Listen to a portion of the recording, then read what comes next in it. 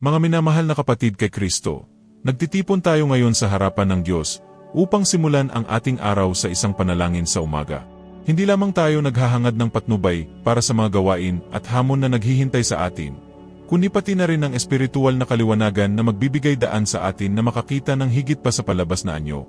Maunawaan ang lalim ng ating pananampalataya at maranasan ang kapayapaan na tanging ang Panginoon ang makapag-aalok sa atin. Kapag inilalagay natin ang ating sarili sa harapan ng Ama, kinikilala natin ang ating kaliitan at ang pangangailangan para sa Kanyang patuloy na presensya sa ating buhay.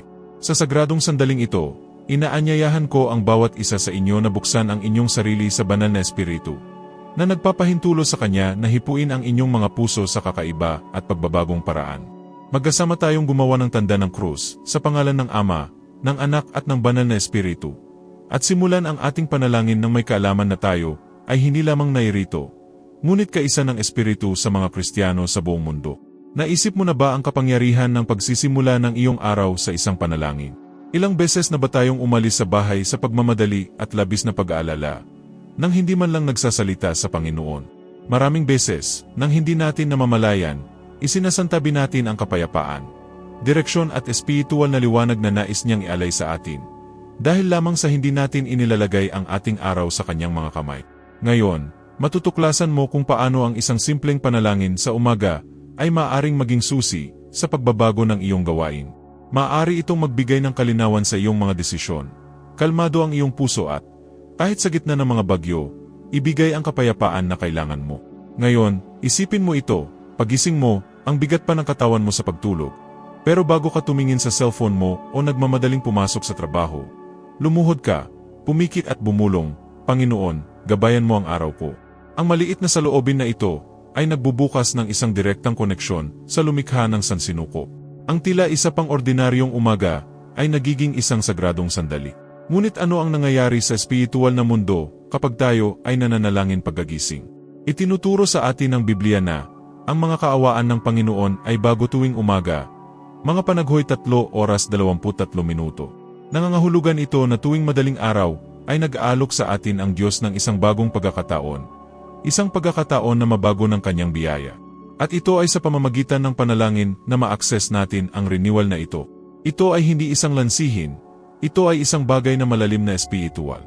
Napatunayan ng agham na ang ating mga pag-iisip sa umaga ay humuhubog sa ating mga emosyon at desisyon sa buong araw. Ngayon isipin na pagsamahin ito sa kapangyarihan ng pananampalataya. Ito ay higit pa sa pagganyak, ito ay pagbabago. Matutuklasan mo sa video na ito kung paano isama ang panalangin sa iyong gawain sa praktikal na paraan, kung paano palakasin ang iyong koneksyon sa Diyos at, higit sa lahat, kung paano makilala ang Kanyang tinig upang makagawa ng mga tamang desisyon.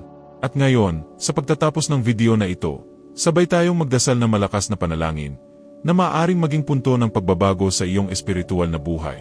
Ngunit una, huminto at magmuni-muni, kanino mo ibinabahagi ang iyong mga unang minuto ng araw? Sa Diyos o sa mundo? Mayroong isang nakakaantig na kwento ng isang babae na, pagkatapos ng mga taon ng pagising na balisa, nagpa siya na simulan ang kanyang mga araw sa panalangin. Hindi siya humingi ng kayamanan o ng mga himala, humingi siya ng kapayapaan. At higit pa doon ang natanggap niya. Nakahanap siya ng direksyon. Bumukas ang mga pinto, ang mga relasyon ay naibalik, at ang pinakakahangahangang bagay, kahit na sa mahihirap na araw, pakiramdam niya ay hindi na siya nag-iisa. Ang lahat ay dahil nagpa siya siyang ipaubaya ang kanyang bukang liwayway sa mga kamay ng Diyos. Ito ang kapangyarihan ng panalangin sa umaga. Hindi lang niya binabago ang nasa paligid niya. Binabago nito ang nasa loob mo. Normal ang pagising sa pagmamadali. Buhay na tumakbo din, ngunit ang paghahanap sa Diyos na maaga ay isang pagpipilian. At bawat pagpipilian ay may kapangyarihan. Kapag nagpasya kang italaga ang iyong araw sa Panginoon, sinasabi mo sa iyong puso, Diyos, nagtitiwala ako sa iyo ng higit pa sa aking lakas, sa aking schedule o sa aking mga plano. At ito ang unang hakbang sa pamumuhay na mas magaan, mas malinaw at mas nakatutok na mga araw. Kapag isinuko natin ang ating mga unang iniisi sa Diyos, nagbibigay tayo ng puwang para sa Kanyang presensya, na manguna sa atin bago tayo gumawa ng mga unang hakbang. Ito ay tulad ng pag-on ng ilaw bago pumasok sa isang madilim na silid. Ang lahat ay nagiging mas ligtas, mas maunawaan at mas kalmado. Kaya, bago ang anumang bagay ngayon, huminga na malalim. Ipikit mo sandali ang iyong mga mata. Sabihin ng tahimik o malakas, Panginoon, liwanagin mo ang aking mga landas. Sapagkat ang liwanag na nagmumula sa Diyos ay hindi lamang nagpapakita kung saan dapat lakaran, kundi nagpapaalis din ng kadiliman sa paligid. Nagdadala siya ng pag-unawa kung saan nagkaroon ng kalituhan, kalmado kung saan may pagmamadali, direksyon kung saan may pagdududa lamang noon. Ang panalangin sa umaga ay hindi lamang isang relihiyosong ugali, isang espiritual na tungkulin. Siya ay isang imbitasyon, isang tawag mula sa Diyos para sa atin na ilagay siya sa gitna ng ating araw, sa pagsikat ng araw. Para bang hinihintay niya tayo doon, matiyaga, at buong pagmamahal na nagsasabi, "Anak, anak, una sa lahat, halika kausapin mo ako." At sa sandaling iyon ng pagsuko, kapag binitawan natin ang mga alalahanin at kontrol, may nangyayari sa loob natin. Nagsisimula tayong makakita gamit ang mga mata ng pananampalataya. Ang pagdarasal ay hindi nangangailangan ng mga formula. Hindi mo kailangang magkaroon ng magagandang salita o isang espesyal na lugar. Ang Diyos ay hindi humahanga sa mga pananalita, ngunit nalulugod sa tapat na puso. Kung masasabi mo lang, "Panginoon, kailangan kita," sapat na yon. Naiintindihan niya ang mga salitang hindi binigkas, ang mga luhang pumapatak sa katahimikan, ang mga takot na hindi natin matukoy. Madalas nating pinaniniwalaan na ang pagdarasal ay isang gawa para sa mga taong espiritual na nalutas ang lahat. Ngunit, sa katunayan, ang panalangin ay para sa mga nangangailangan ng pulong, direksyon, lakas. Kapag sinimulan natin ang araw sa panalangin, kinikilala natin na hindi tayo sapat sa sarili. Kinikilala natin na may Diyos na nagmamahal sa atin, na nakakaalam ng bawat detalye ng ating landas, at handang sumama sa atin. Ang saloobing ito ng pananampalataya ay nagbabago sa ating paraan ng pamumuhay. Hindi lang nito binabago ang nangyayari sa labas, ngunit binabago nito ang nangyayari sa loob natin. Ang pusong nagsisimula sa araw sa panalangin ay isang pusong mas handang makinig, maghintay, magpatawad at magmahal. Ang mga desisyon ay nagiging hindi gaanong mapusok, ang mga salungatan ay nagiging mas mababa ang pamamaga. Ang sakit ay nagiging mas matitiis, hindi dahil sila ay naging mas maliit, ngunit dahil mayroon na tayong mas malaking puwersa na sumusuporta sa atin. Ang Biblia ay nagbibigay sa atin ng maraming halimbawa ng mga taong naghanap sa Diyos sa madaling araw. As si Jesus, ang ating pinakadakilang halimbawa, ay madalas na nagretiro ng maaga sa umaga upang manalangin sa katahimikan. Naunawaan niya na ang panahong iyon kasama ang Ama ay mahalaga. Ito ay hindi lamang isang relihiyosong sandali, ngunit isang espiritual na pangangailangan. Kung nadama ng anak ng Diyos ang pangangailangang ito, paano tayo makakalakad ng wala itong kabuhayan? Maaaring dumaranas ka ng mahihirap na araw, nararanasan ang mga sandaling puno ang iyong isip at pagod ang iyong puso. Maaari kang magising at madama ang bigat na iyon, ang walang pangalang paghihirap. Sa mga oras na ito, ang panalangin sa umaga ay nagiging mas mahalaga. Ito ay kapag tayo ay mahina na kailangan nating maghanap ng lakas. Ito ay kapag hindi natin alam kung ano ang gagawin na kailangan natin ng direksyon. At ang Diyos ay handang makinig sa bawat salita, upang aliwin, ibalik at i-renew. Ang pagsisimula ng araw kasama ang Diyos ay isang paraan din para protektahan ang iyong sarili. Ang panalangin ay isang hindi nakikitang baluti. Hindi nito pinipigilan ang mga hamon na dumating, ngunit pinalalakas tayo nito upang harapin ang mga ito. Madalas nating hilingin sa Diyos na baguhin ang mga pangyayari, ngunit nagsisimula siya sa pamamagitan ng pagbabago ng ating loob. At, kasama niyan, sinimulan nating makita ang lahat sa paligid natin ng iba. Siguro pakiramdam mo ay wala sa landas ang buhay, na ang mga araw ay mabilis na lumilipas, walang kahulugan o kapayapaan. Ngunit may isang paraan upang mahanap muli ang ating daan. Unang-una ang paghahanap sa presensya ng Diyos sa umaga. Dahil hindi siya huli, hindi siya nalilito, hindi kanya pinababayaan. Siya ay laging nandyan, naghihintay sa sandaling magpasyakang buksan ang iyong puso. Ang panalangin ay hindi kailangang mahaba. Maaari itong maging maikli, simple, kusang loob. Ngunit kailangan mong maging sincero. Magsimula sa pagsasabi ng salamat. Magpasalamat sa pagising, sa pagiging buhay, sa pagkakaroon ng isa pang pagkakataon. Pagkatapos ay ihatid. Isuko ang iyong mga paghihirap, ang iyong mga plano, ang iyong mga pagdududa. At pagkatapos ay makinig. Hayaan ang iyong sarili ng isang sandali ng katahimikan. Kahit na maikli, ang Diyos ay nagsasalita sa katahimikan. Bulong niya sa maasikasong puso. Hindi siya sumisigaw. Siya ay gumagabay ng may kahinahunan at katatagan. Unti-unti, ang sandaling ito sa umaga ay nagiging kailangang-kailangan. Ito ay nagiging punto ng balanse sa gitna ng kaguluhan. At kahit na ang mundo sa paligid mo ay manatiling maingay, Ang iyong paloob na sarili ay magiging payapa. Dahil ang presensya ng Diyos ay hindi nag-aalis ng bagyo, ngunit nagdudulot ng katahimikan sa loob ng bangka. Ang bawat araw ay isang bagong regalo, at tuwing umaga ay isang pagkakataon upang magsimulang muli. Huwag sayangin ang mahalagang sandali na ito. Bago tumalon sa pagmamadali, huminto, makipag-usap sa Diyos. Ahayaan mo siyang magsalita sa iyo, dahil walang mas magandang paraan upang simulan ang araw kaysa sa piling ng isang lumikha ng oras. Nakakaalam ng hinaharap at nagmamahal sa iyo ng walang hanggang pag-ibig. Marahil ngayon ay nagising ka na pagod, at ayaw na harapin ang isa pang paglalakbay. O baka nagising ka na maganda ang pakiramdam, ngunit nakakaramdam ka pa rin ng kawalan, pagkabalisa na hindi mo maipaliwanag. Nangyayari ito dahil madalas nating sinusubukang mamuhay ayon sa sarili nating lakas. At sila ay limitado. Ito ang dahilan kung bakit napakahalaga ng panalangin sa umaga. Ito ay nag-ugnay sa atin sa hindi maubos na pinagmumulan ng buhay, kapayapaan at pag-asa. At ang panalangin ito ay hindi kailangang mahaba. Ito ay maaaring isang bagay na simple, taos-puso, tulad ng, Diyos, hindi ko alam kung ano ang naghihintay sa akin ngayon, ngunit inilalagay ko ang lahat sa iyong mga kamay. Bigyan mo ako ng kaunungan, pasensya at pag-unawa upang kumilos ng may pagmamahal at katotohanan. Ang pahiyalang ito, na sinabi ng may pananampalataya, ay sapat na upang magbukas ng landas ng liwanag sa iyong araw. Kapag ginagawa nating ugali ang panalangin sa umaga, ito ay nagiging tulad ng pundasyon ng ating espiritual na bahay. Nagsisimula tayong mapansin ang mga pagbabago sa maliliit na pag-ugali, sa paraan ng pagtugon natin sa mga paghihirap, sa paraan ng pakikitungo natin sa mga tao, sa katahimikan kung saan tayo nakikitungo sa hindi inaasahang pagkakataon. Sapagkat ang sinumang nagsimula ng araw, kasama ang Diyos, ay nagdadala sa loob nila ng lakas na hindi nakikita ng mata, ngunit ito ay nagpapakita ng sarili sa bawat kilos. Ang salita ng Diyos ay puno ng mga pangako para sa mga naghahanap sa Kanya ng maaga. Sa awit 5:3 mababasa natin, sa umaga ay dininig mo ang aking daing, Panginoon, sa umaga ay inihaharap ko ang aking dalangin sa iyo at naghihintay. Ito ay nagpapakita na ang Diyos ay hindi lamang nakikinig, ngunit tumutugon. Inararangalan niya ang mga taong tapat na naghahanap sa Kanya.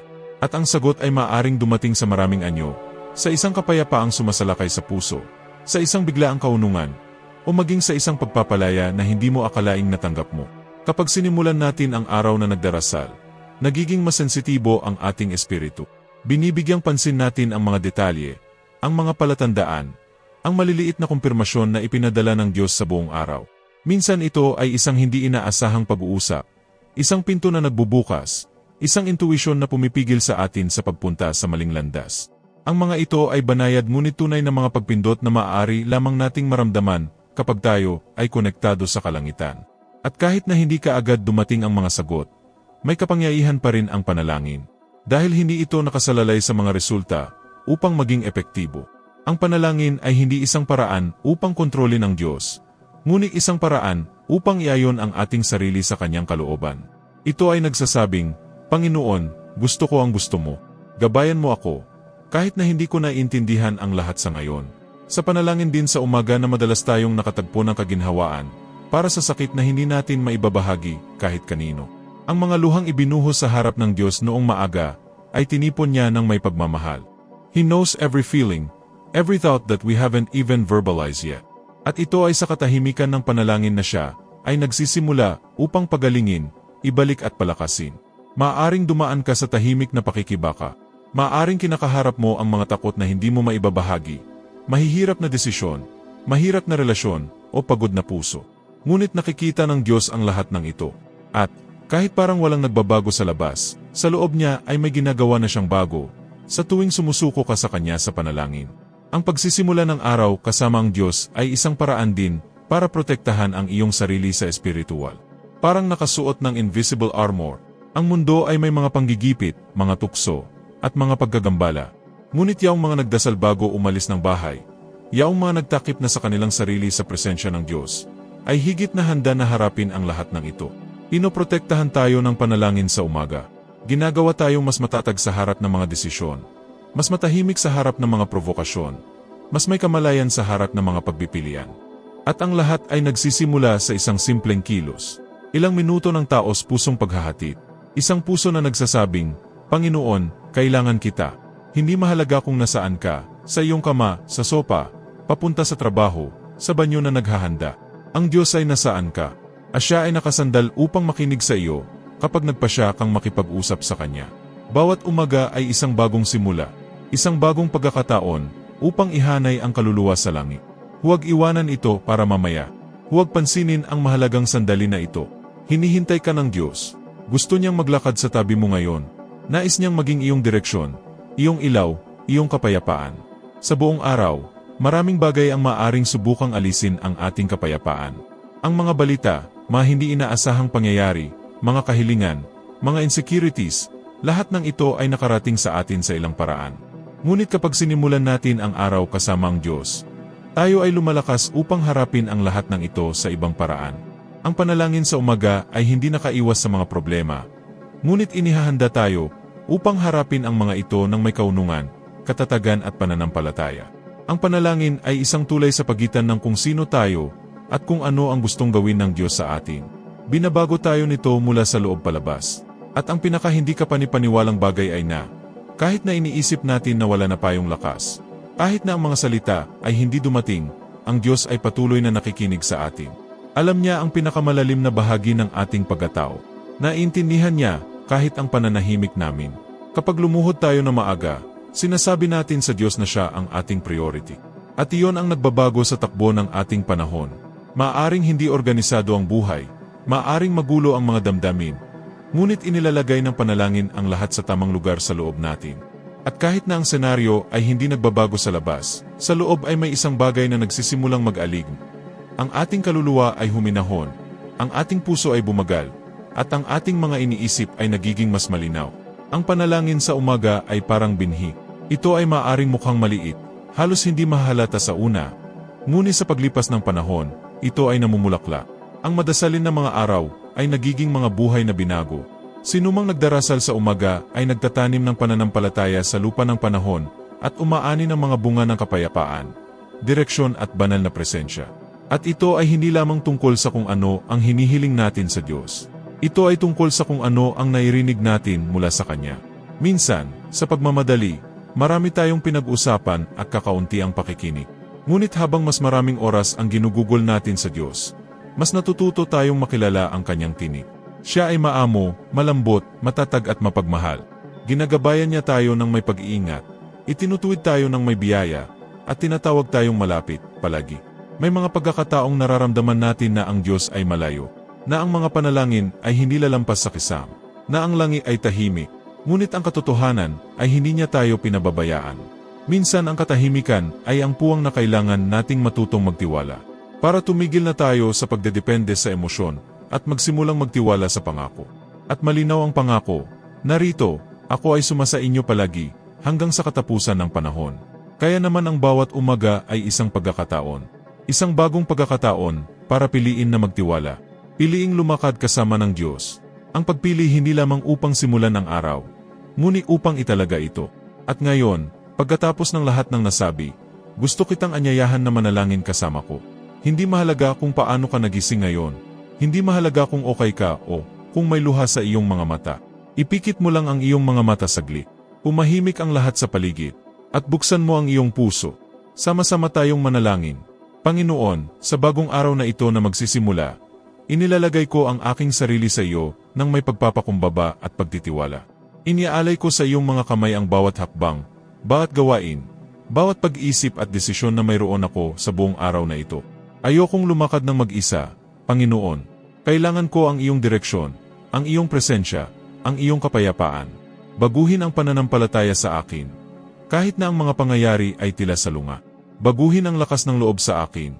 Kahit na ang takot ay sumusubok na paralisahin ako. Naway makakita ako ng iyong mga mata. Naway marinig ko ang iyong mga tainga. Naway magsalita ako ng iyong pag-ibig. Protektahan ako mula sa kasamaan. Palayain ako mula sa mga distractions at madaliang pagpili. Uruan mo akong magtiwala sa iyo ng higit pa sa sarili kong lakas. Na sa araw na ito, Panginoon, maaari akong maging liwanag kung saan may dilim, ginhawa kung saan may sakit, at pag-asa kung saan may panghihina ng loob. Maraming salamat sa pagkakataong ito, ngayong madaling araw. Salamat sa iyong biyaya na nagpapanatili sa akin. Binibigyan kita ng araw na ito. Gawin ang iyong kalooban, Panginoon. Amen. Kung nanalangin ka ng may bukas na puso, alamin na dininig ng Diyos. Siya ay kasama mo. Maaaring hindi ka makakita ng mga agarang pagbabago, ngunit may nagsimula ng mangyari sa loob mo. Ang panalangin ay nagbubukas ng mga pintuan, nagpapalakas ng pananampalataya, at nagpapakilo sa langit na pabor sa atin. At kung ang mensaheng ito ay nakaantig sa iyong puso, gusto kong magpaabot ng isang espesyal na imbitasyon sa iyo. Mag-subscribe sa channel na ito para patuloy na makatanggap ng mga salita na nagpapatibay sa iyong pananampalataya at naglalapit sa iyo sa Diyos. I-click ang like para mas maraming tao ang maabot ng mensaheng ito. Isulat sa mga komento kung paano ka karaniwang nakikipag-ugnayan sa Diyos sa iyong umaga. Sama-sama tayong manalangin para sa iyo. At ibahagi ang video na ito sa isang taong nangangailangan ng salita ng pag-asa sa pagsisimula ng kanilang araw. Tandaan, bawat umaga ay isang regalo. At kapag inuuna natin ang Diyos, lahat ng iba pa ay nahuhulog sa linya. Naway pagpalain ang iyong araw, maliwanagan at gabayan ng presensya ng Panginoon. At naway ang panalangin ito ay maging unang hakbang sa mas malalim na paglakad kasama niya.